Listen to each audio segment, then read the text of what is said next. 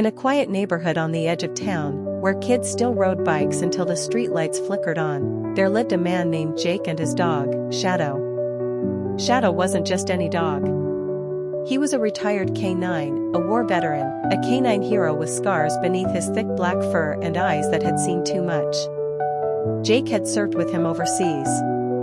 When Jake got injured and sent home, Shadow was discharged too. Jake adopted him, and they settled in a modest house with a big backyard and a quiet life. But quiet wouldn't last forever. A group of local teens had started causing trouble in the neighborhood. They weren't dangerous, at least not yet, but they had a cruel streak. They vandalized fences, threw rocks at windows, and thought it was funny to terrorize the smaller kids. One day, they saw Shadow laying by Jake's front porch, basking in the sun. "Yo, look at that old mutt," one of them laughed. His name was Tyler, and he was the ringleader. "Probably can't even get up. He's got a limp," another kid snorted. "Probably just waiting to be put down." Shadow opened one eye, watched them, and went back to sleep. But he had heard every word. And he never forgot a voice. That night, they came back. Jake was out front fixing a broken mailbox when he heard Shadow's low growl from inside the house. It wasn't just a growl, it was a warning. Jake turned, and sure enough, he saw the kids sneaking around the side yard. One of them held a bottle of spray paint. Another had a firecracker. But they hadn't realized one thing. Shadow was off duty, not disabled.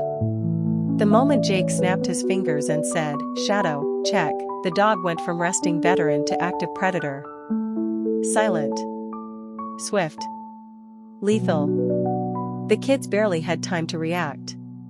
Shadow didn't bite, didn't maul, he didn't have to. He moved like a ghost, cutting them off, corralling them. Tyler tried to run, and Shadow launched, knocking him flat on his back with a snarl and a mouthful of sharp teeth inches from his throat. The others froze in terror. Jake called out, "Stay down unless you want to know what war-trained feels like." Shadow stood over Tyler, breathing hard, his eyes locked onto the trembling teen. Jake walked over slowly, calm as ever. "You boys like to pick on the weak. Guess you didn't know some of the weak bite back." He whistled. Shadow stepped off Tyler but didn't stop watching him. Jake looked around. "Now, you're gonna repaint every wall you touched in this neighborhood. You're gonna apologize to every kid you scared. And if I even smell trouble again," he pointed to Shadow, "he'll come for you first. And he doesn't need my permission." They nodded, too scared to speak. Tyler even wet himself a little. Word spread fast.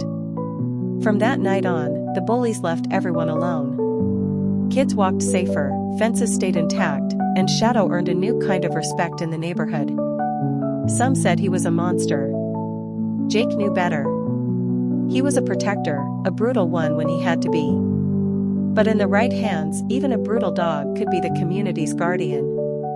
And from that day on, the porch was never empty, and the streets stayed quiet. Because everyone knew. You don't mess with Shadow.